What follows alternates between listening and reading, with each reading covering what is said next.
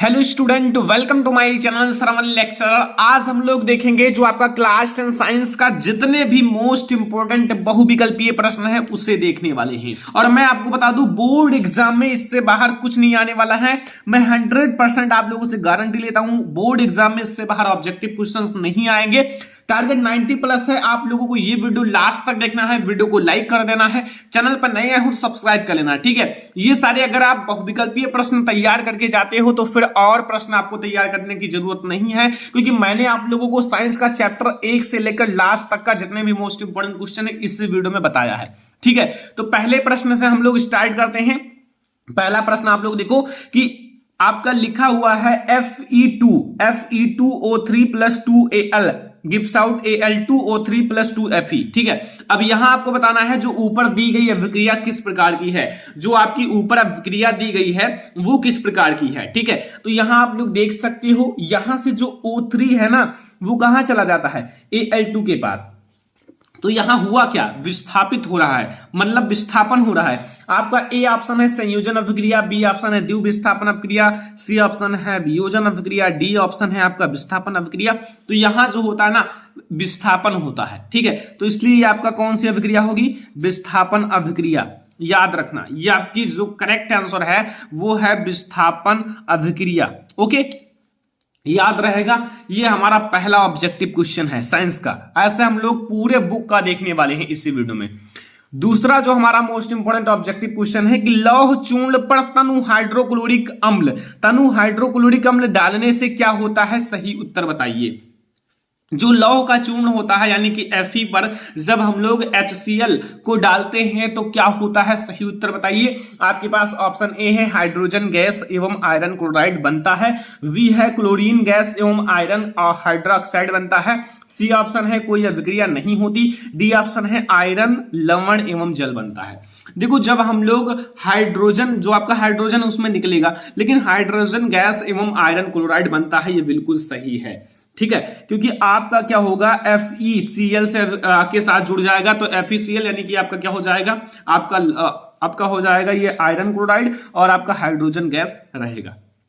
तो ये हमारा हो गया दूसरा नंबर क्वेश्चन, और इसका आपका बिल्कुल सही ऑप्शन यही है, हाइड्रोजन गैस एवं आयरन क्लोराइड बनता है। याद रखना, भूलना नहीं है, सारे क्वेश्चंस आपको याद रखने हैं, ठीक है। क्वेश्चन नंबर 3 आप लोग ध्यान से देखो, यहां आप लोगों का क्वेश्चन नंबर 3 है, ये जो पीने वाला जल है या पेयजल को जीवाणु रहित करने में प्रयोग किया जाता है, जो पेयजल है उसको जीवाणु रहित करने में क्या प्रयोग किया जाता है। आपके पास ऑप्शन ए है CaOCl2, ऑप्शन बी है CuCl2, ऑप्शन सी है CaCl2, ऑप्शन डी है CaCO3। तो अब आप लोग बताओ, जो पेयजल है उसको जीवाणु रहित करने में प्रयोग किया जाता है तो उसका नाम है आपका ब्लीचिंग पाउडर। Bleaching powder. अब आप लोग ब्लीचिंग पाउडर का फार्मूला बताओ। ब्लीचिंग पाउडर का फार्मूला होता है CaOCl2, ठीक है। तो ये हो गया हमारा सही आंसर, और इसका हम लोग प्रयोग करते हैं जो पेयजल है उसको जीवाणु रहित करने में। तो ये हमारा सही ऑप्शन है। तो ये हमारा तीसरा नंबर क्वेश्चन है। चौथा नंबर क्वेश्चन हमारा आ गया है। चौथा नंबर क्वेश्चन आप लोग ध्यान से देखिए, चौथा नंबर क्वेश्चन में क्या कह रहा है। यहां देखो लिखा हुआ है अम्लीय विलयन का पीएच मान होता है। जो अम्लीय विलयन होता है उसका पीएच मान कितना होता है, अम्लीय विलयन का पीएच मान ऑलरेडी मैंने पढ़ाया है। जैसा कि आपको पता है कि पीएच स्केल में 1 से लेकर यानी कि 0 से लेकर 14 तक होते हैं, बीच में उदासीन होता है यानी कि 7। तो एक बात बता दें, इससे नीचे वाले यानी कि 7 से नीचे वाले जितने भी होंगे वो सारे अम्लीय होंगे, और 7 से ऊपर जितने भी होंगे वो सारे क्षारीय होंगे। तो आप लोग ऑप्शन देखो 0, ये तो आपका गलत है। 7 भी गलत है क्योंकि उदासीन है, और 7 से कम ये आपका सही है, 7 से कम रहेगा, ये भी आपका गलत है। 7 से अधिक जो हो जाएगा वो आपका क्षारीय हो जाएगा, और 7 से कम जो होंगे वो आपका अम्लीय होगा, ठीक है। तो ये हमारा क्वेश्चन नंबर 4 है। सारे क्वेश्चंस आप याद कर लेना जितना बताया जा रहा है, और इन सब का नोट्स बना लेना। ये नोट्स आगे चलकर आपको बहुत ज्यादा काम आएंगे बोर्ड एग्जाम में, ठीक है। तो ये हमारा क्वेश्चन नंबर 4 तक हो चुका है। क्वेश्चन नंबर 5 देखो। क्वेश्चन नंबर 5 कह रहा है एंटीमनी है, जो एंटीमनी है वो क्या है। ऑप्शन ए है धातु, बी है आधातु, सी है उपधातु, या डी है मिश्र धातु। तो एंटीमनी का नाम आप लोगों ने सुना होगा, और अगर आप नहीं जानते हो क्या है तो आप लोगों को बता दूं, जब मैं आप लोगों को उपधातु का टॉपिक पढ़ा रहा था तो उसमें बताया था उपधातु का जो एग्जाम्पल था वो एंटीमनी था। तो जो आपका एंटीमनी है वो उपधातु है, ठीक है, क्या है, उपधातु है। याद रखना बहुत ज्यादा इंपॉर्टेंट है और आप लोगों को ये सारे क्वेश्चंस याद रखने हैं अगर आपको साइंस में ज्यादा मार्क लाने हैं, ठीक है, अच्छा स्कोर करना है बोर्ड एग्जाम में, तो ये आपका साइंस का जितने भी मोस्ट इंपोर्टेंट ऑब्जेक्टिव क्वेश्चन बताया जा रहा है उसको याद कर लो, नोट कर लो, बार बार रिविजन करो, तभी आप लोगों का नंबर अच्छा आएगा। क्वेश्चन नंबर 6 है, निम्नलिखित युग्मों में से कौन सा युग्म प्रतिस्थापनीय अभिक्रिया देता है? प्रतिस्थापनीय अभिक्रिया ए आपका है सोडियम क्लोराइड विलयन एवं कॉपर धातु, जो सोडियम क्लोराइड विलयन है और कॉपर धातु। बी ऑप्शन है आपका मैग्नीशियम क्लोराइड विलयन एवं एल्यूमिनियम धातु, जो मैग्नीशियम क्लोराइड होता है एवं एल्यूमिनियम धातु। एंड सी है फेरस सल्फेट विलयन एवं कॉपर धातु। एंड डी है हमारा सिल्वर नाइट्रेट विलयन एवं कॉपर धातु। तो यहां आपको बताना है निम्नलिखित युग्मों में से कौन सा युग्म प्रतिस्थापनीय अभिक्रिया है? प्रतिस्थापनीय अभिक्रिया, ठीक है, तो इसमें आपका जो सही आंसर होगा वो सिल्वर नाइट्रेट विलयन एवं कॉपर धातु। क्या होगा? सिल्वर नाइट्रेट विलयन एवं कॉपर धातु, आपका यही सही है, सिल्वर नाइट्रेट विलयन एवं कॉपर धातु। याद रखना बहुत ज्यादा इंपॉर्टेंट है, सारे क्वेश्चंस आपको याद रखने हैं बोर्ड एग्जाम के लिए। ओके, तो यहां हमारा हो चुका है ये क्वेश्चन। अब हम लोग अगला क्वेश्चन देखेंगे, जो हमारा अगला क्वेश्चन है क्वेश्चन नंबर 7।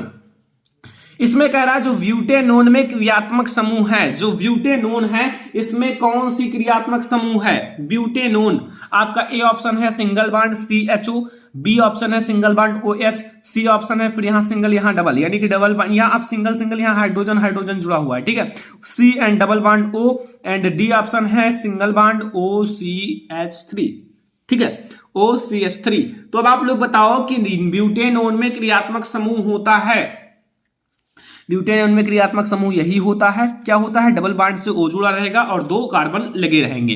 तो ये हमारा है ब्यूटेनोन में क्रियात्मक समूह। याद मुंह, जैसे आपको जब समूह याद रहेगा तो IUPAC नेम लिखने में बहुत आसानी रहेगा, आपको बिल्कुल हलवा लगेगा IUPAC नेम अगर आपको पूरा समूह याद है। अगला देखो क्वेश्चन नंबर 8 है आपका ऑब्जेक्टिव, एसिटिक अम्ल का IUPAC नेम होगा। अब यही आपका एसिटिक अम्ल आ गया। अब एसिटिक अम्ल का IUPAC नेम क्या होगा? एसिटिक अम्ल का जो IUPAC नेम आपके पास ऑप्शन ए है एसिटिक अम्ल, बी है मेथेनोइक अम्ल, सी है एथेनोइक अम्ल, डी है प्रोपेनोइक अम्ल।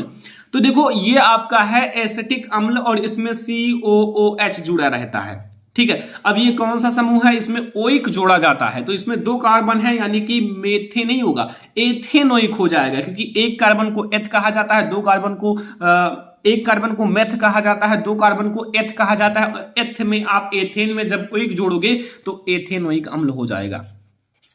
तो ये आपका बिल्कुल सही है, जो एसिटिक अम्ल का IUPAC नेम होगा वो होगा एथेनोइक अम्ल, ठीक है। ये हमारा है क्वेश्चन नंबर 8। अब हम लोग देखेंगे क्वेश्चन नंबर 9। क्वेश्चन नंबर 9 है एल्केन का सामान्य सूत्र या फिर एल्केनों का सामान्य सूत्र होता है।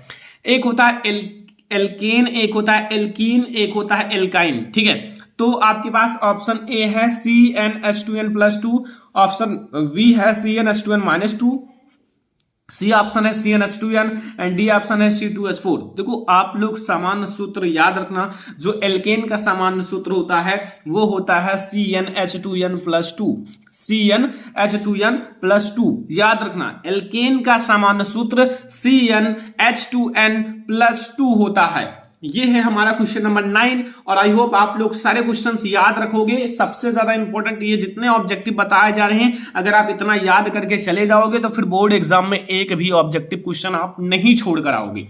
क्वेश्चन नंबर 10 है कि एलआई विकर्ण संबंध दर्शाता है, जो लिथियम है वो विकर्ण संबंध दर्शाता है। ए ऑप्शन है Na के साथ यानी कि सोडियम के साथ, के है आपका पोटेशियम के साथ, एंड सी ऑप्शन है आपका एल्यूमिनियम के साथ, Al एंड G यानी कि आपका डी ऑप्शन है Mg यानी कि मैग्नीशियम के साथ। तो Li जो है Li विकर्ण संबंध दर्शाता है, तो Li जो विकर्ण संबंध दर्शाता है वो मैग्नीशियम के साथ यानी कि Mg के साथ दर्शाता है। किसके साथ दर्शाता है? Mg के साथ। तो आप लोग याद रखना जो Li है वो विकर्ण संबंध किसके साथ दर्शाता है? Mg के साथ दर्शाता है, ठीक है, बहुत ज्यादा इंपॉर्टेंट है, याद रखना। अब हमारा क्वेश्चन नंबर 11 है, पादप में वायु प्रदूषण कम करने की प्रक्रिया है।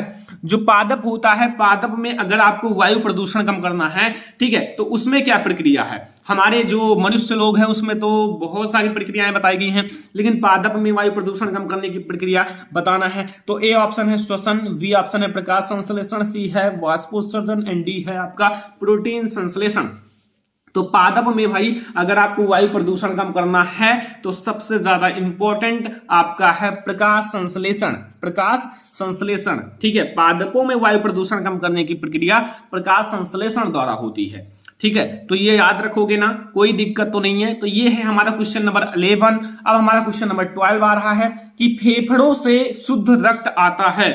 जो फेफड़ा होता है, फेफड़े से शुद्ध रक्त आता है। ए ऑप्शन है बाएं अलिंद में, बी ऑप्शन है दाएं अलिंद में एंड सी ऑप्शन है आपका बाएं नीले में एंड डी ऑप्शन है दाएं नीले में। तो फेफड़ों से शुद्ध रुधिर या शुद्ध रक्त आता है, कहां आता है? फेफड़े से अगर जब वो फिल्टर हो जाता है तो शुद्ध हो जाता है, तो शुद्ध रुधिर कहां आता है? तो याद रखना बाएं अलिंद में आता है। कहां आता है? बाएं अलिंद में, ओके, बाएं अलिंद में। तो बाएं अलिंद में क्या आता है? फेफड़ों से शुद्ध रक्त।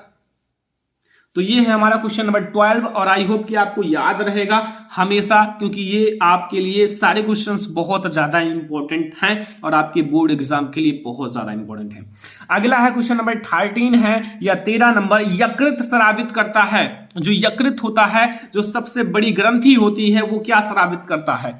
ए ऑप्शन है लार, बी ऑप्शन है पित्तरस, सी ऑप्शन है जठर रस एंड डी है आग्नाशयिक रस। तो जो यकृत होता है, यकृत जो स्रावित करता है वो स्रावित करता है पित्तरस। क्या स्रावित करता है? पित्तरस। याद रखना, जो यकृत है, यकृत जो स्रावित करता है वो, तो जो यकृत है वो पित्तरस स्रावित करता है। अगला क्वेश्चन जो हमारा है क्वेश्चन नंबर 14 की पादप में जो जाइलम उत्तरदायी है। जो पादप होते हैं, पेड़ पौधे होते हैं, उसमें जाइलम क्या करता है? आपके पास ऑप्शन ए है जल का वहन, बी है अमीनो अम्ल का वहन, सी है आपका भोजन का वहन एंड डी है आपका ऑक्सीजन का वहन। तो जो पादप होते हैं, पादप में जो जल का वहन करते हैं वो जाइलम करते हैं। तो जाइलम क्या करता है? पादप में जल का वहन करता है, ठीक है। याद रखोगे, ये हमारा क्वेश्चन नंबर 14 है कि पादप में जाइलम उत्तरदायी है। तो पादप में जो जल का वहन करता है वो जाइलम करता है, ओके। तो ये हमारा क्वेश्चन नंबर 14 है। क्वेश्चन नंबर 15 पर आप ध्यान दो कि डीएनए के दोनों तंतुओं को आपस में जोड़ते हैं। अब दोनों तंतु क्या है? देखो, डीएनए में ऐसे ऐसे आपका बना रहता ना, दोनों ऐसे। तो डीएनए जो होता है, डीएनए में जो दोनों तंतु होते हैं उनको आपस में कौन जोड़ता है? ओके, तो आप लोग देखो, ऑप्शन ए है आपका हाइड्रोजन बंध, बी है आयनिक बंध, सी है आपका पेप्टाइड बंध एंड डी है सहसंयोजी बंध। तो जो डीएनए होता है, डीएनए में जो है ना, वो जो तंतु आपस में जुड़े रहते हैं वो जुड़े रहते हैं हाइड्रोजन बंध द्वारा। हाइड्रोजन बंध के द्वारा जो डीएनए में दोनों तंतुओं आपस में जुड़े रहते हैं, ठीक है। याद है ना? याद रहेगा? कोई दिक्कत, कोई कंफ्यूजन हो तो जरूर बताओ। ये हमारा क्वेश्चन नंबर 15 है। क्वेश्चन नंबर 15 तक आई होप कि आपको समझ में आ गया होगा, कोई भी दिक्कत नहीं होगा। आप लोग नोट्स बना रहे होंगे सुंदर सुंदर, और अगर आप लोग नोट्स बना रहे हो तो बहुत अच्छी बात है, आप लोग जरूर टॉपर बनोगे। ये हमारा क्वेश्चन नंबर 15 है। क्वेश्चन नंबर 16 पर अब आ जाओ। क्वेश्चन नंबर 16 में क्या कह रहा है, यहां ध्यान से देखो कि द्विनिषेचन पाया जाता है। जो द्विनिषेचन होता है वो पाया जाता है। ऑप्शन ए है जंतुओं में, ऑप्शन बी है आवृत बीजी पादप में, ऑप्शन सी है अनावृत बीजी पादप में एंड डी है शैवाल का या शैवाल में। तो जो द्विनिषेचन होता है, डबल फर्टिलाइजेशन होता है, वो किस में पाया जाता है? वो पाया जाता है आपका आवृत बीजी पादप में। जो आवृत बीजी पादप होते हैं उसमें क्या पाया जाता है? द्विनिषेचन, ठीक है। तो ये आप याद रखना, द्विनिषेचन पाया जाता है आवृत बीजी पादप में। याद रहेगा? ये हमारा क्वेश्चन नंबर 16 है और याद रखना है।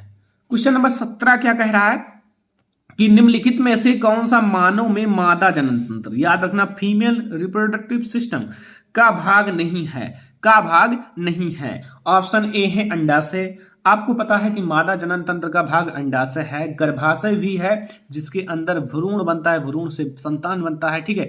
एंड सी आपका शुक्रवाहिका, डी है डिंबवाहिनी। डिंबवाहिनी भी मादा जनन तंत्र का भाग है, बट इट इज नॉट, शुक्रवाहिका मादा जनन तंत्र का भाग नहीं है, ठीक है। ये है हमारा क्वेश्चन नंबर 17।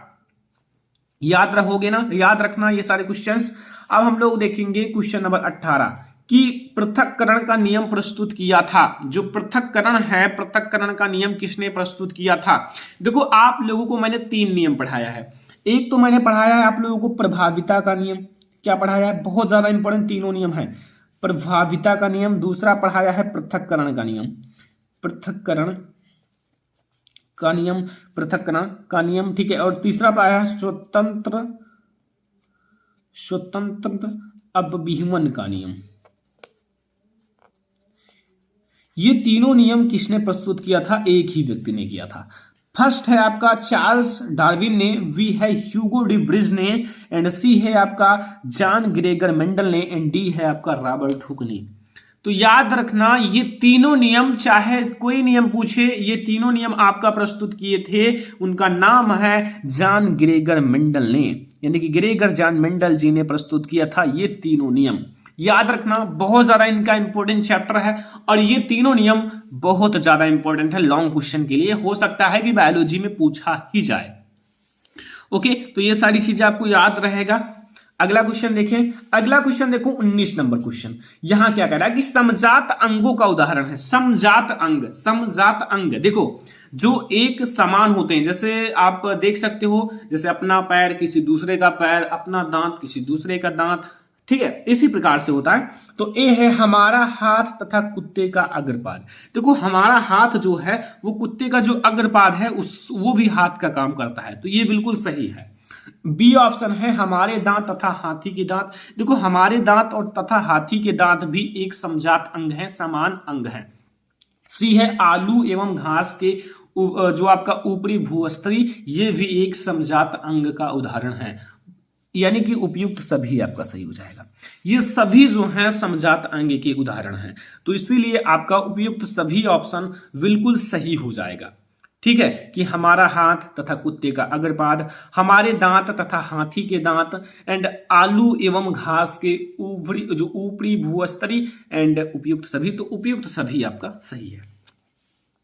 ओके, अब हम लोग देखो अगला जो आपका 20 नंबर क्वेश्चन है, इसमें कह रहा है किसी गोलीय दर्पण, कोई एक गोलीय दर्पण है, किसी पतले गोलीय लेंस के दोनों ओर की फोकस दूरियां -15 सेंटीमीटर, दर्पण तथा लेंस संभवतः होगा। अगर दर्पण होगा तो कौन सा दर्पण होगा, अगर लेंस होगा तो कौन सा लेंस होगा, ठीक है। और दोनों एक ही होंगे, तो दोनों अवतल होंगे या दोनों उत्तल होंगे, या फिर दर्पण अवतल होगा और लेंस उत्तल होगा, एंड डी आपका है दर्पण उत्तल होगा तथा आपका लेंस अवतल होगा।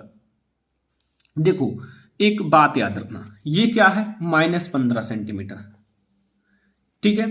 तो देखो ये जो आपका दोनों अगर उत्तल कहा जाए तो ये प्लस होते हैं, दोनों प्लस हो जाएंगे, बट अगर दोनों अवतल कहा जाए तो क्या हो जाएगा, दोनों माइनस होंगे, क्योंकि अवतल दर्पण की फोकस दूरी ऋणात्मक होती है, और जब अवतल दर्पण की फोकस दूरी ऋणात्मक होगी तो चाहे एक अवतल दर्पण हो चाहे 10 अवतल दर्पण हो, सभी की फोकस दूरी कैसी होंगी, निगेटिव होंगी। तो इसलिए आपका बिल्कुल सही हो जाएगा, क्या आपका हो जाएगा, दोनों अवतल होंगे, ठीक है। तो ये हमारा क्वेश्चन नंबर 20 है, और आई होप कि आप लोग ये सारे क्वेश्चन याद रखोगे। अब हमारा क्वेश्चन नंबर 21, क्वेश्चन नंबर 21 आप लोग देखो क्या कह रहा है कि निर्वात में प्रकाश की चाल कितना है, 3 × 10⁸ मीटर प्रति सेकंड। ये याद रखना, हमेशा याद रखने वाली चीज है कि निर्वात में प्रकाश की चाल इतना होता है, ठीक है। तो कांच जिसका अपवर्तनांक 1.5 है तो प्रकाश की चाल होगी, ऑप्शन ए आपका है 4.5 × 10⁸ मीटर प्रति सेकंड, बी है 3 × 10⁶ मीटर प्रति सेकंड, एंड सी है आपका 2 × 10⁶ मीटर प्रति सेकंड, एंड डी है 2 × 10⁸ मीटर प्रति सेकंड। तो यहां कैसे जान पाओगे, एक छोटा सा न्यूमेरिकल का टाइप का है, लेकिन मैं आपको बता दूं ये आपके बोर्ड एग्जाम के लिए VIMP है, फिजिक्स का एक बहुत ज्यादा इंपॉर्टेंट टॉपिक। तो अब आप इसे कैसे लगाओगे, कुछ माइंड में आया? देखो जो आपका निर्वात में प्रकाश की चाल है 3 × 10⁸ उसमें आपको भाग देना है जितना अपूर्णांक है, और यहाँ आपका 1.5 दुनाई 3 यानी कि 2 × 10⁸ मीटर प्रति सेकंड, जहां भी वो टिक मार दो 2 × 10⁸ मीटर प्रति सेकंड।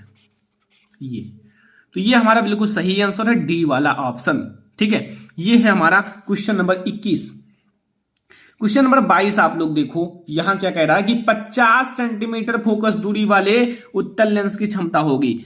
एक उत्तल लेंस है जिसकी फोकस दूरी 50 सेंटीमीटर है। अब यहां आपको एक बात पता चला कि उत्तल लेंस जो होता है उसकी फोकस दूरी धनात्मक होती है, तो जितने भी ऋणात्मक हैं पहले उनको उड़ा दो, ऋणात्मक हो नहीं सकता तो धनात्मक होगा। अब बात आती है +5 डायोप्टर या +2 डायोप्टर या +5 डायोप्टर। तो अगर सेंटीमीटर में दिया हुआ है तो 100/50 कर लो, तो फिर आपका क्या आएगा, 2 डायोप्टर आएगा ना, तो इसीलिए आपका 2 डायोप्टर बिल्कुल सही हो जाएगा और 5 डायोप्टर कट कर दो। ठीक है, तो ये हमारा है क्वेश्चन नंबर 22 यानी कि 22 नंबर प्रश्न। और आई होप कि आप लोगों को पता चल गया होगा, कोई भी दिक्कत नहीं होगा, सारे क्वेश्चंस आपको काफी आसानी से याद हो रहे होंगे।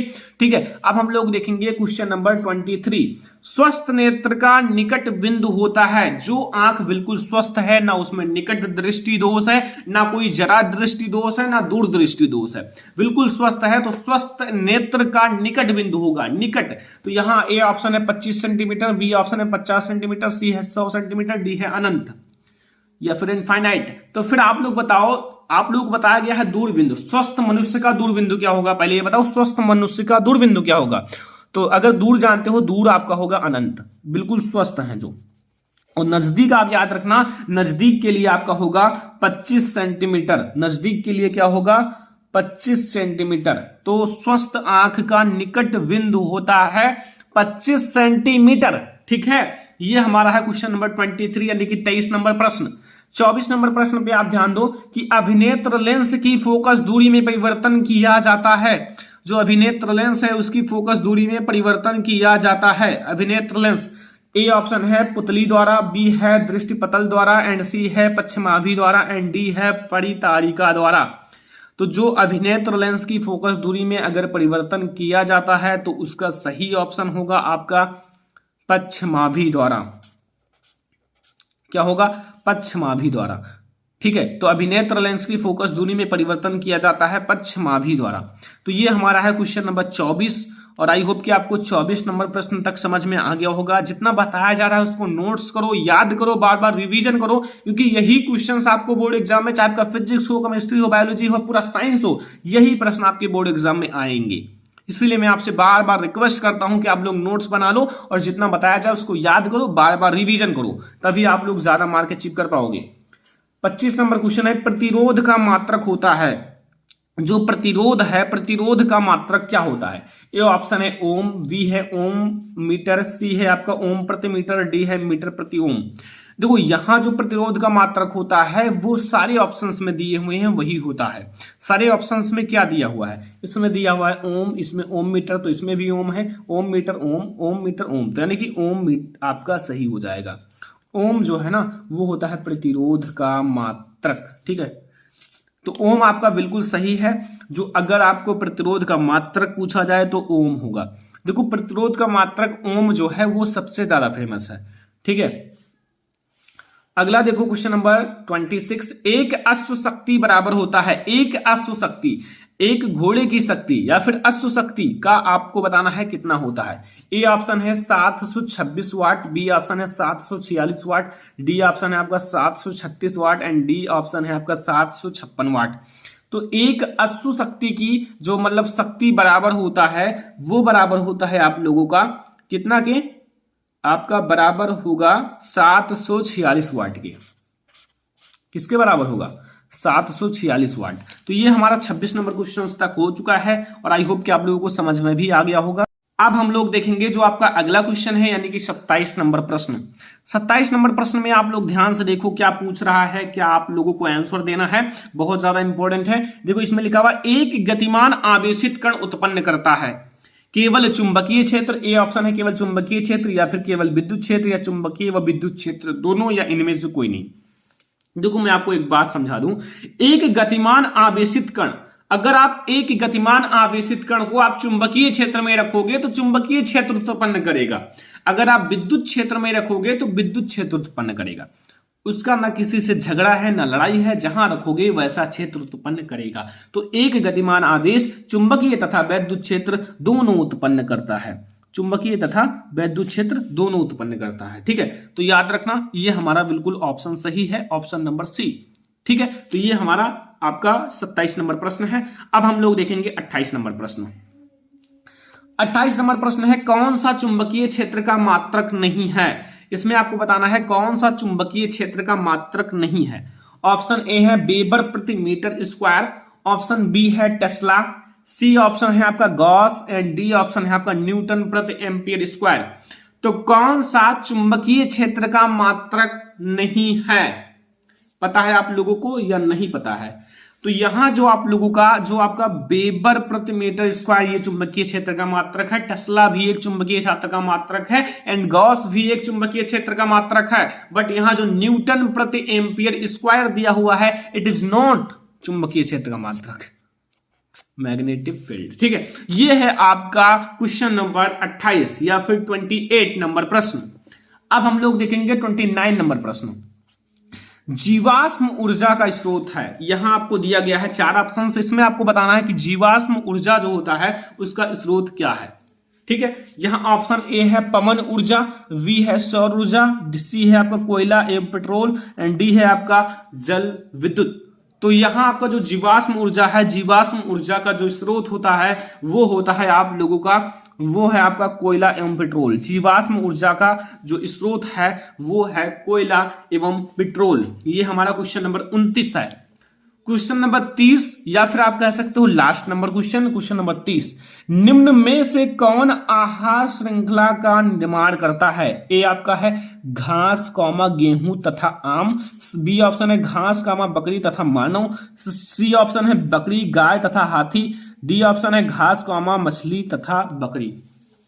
तो यहां घास बकरी तथा मानव, घास बकरी तथा मानव ये आपका सही होगा। तो घास बकरी तथा मानव जो है ना वो क्या करते हैं? निम्न में से आहार श्रृंखला का निर्माण करते हैं।